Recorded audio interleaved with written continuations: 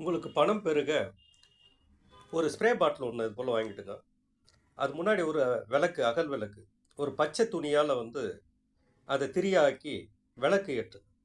விளக்கு ஏற்றிட்டு வந்து அந்த ஸ்ப்ரே பாட்டில் முழுவதும் வந்து உப்பு நீர் பண்ணிங்க. உப்பு நீர் பண்ணி உள்ளே ஃபுல்லாக்கிங்க. அதில் வந்து துளசி மற்றும் லவங்கப்பட்டை ரெண்டுத்தையும் சேர்த்துங்க. சேர்த்துட்டு நல்லா கலக்கி அப்படியே அந்த ஸ்ப்ரேயர் அப்படியே வைங்க. வச்சுட்டு ஒரு பிரார்த்தனை செய்யுங்க.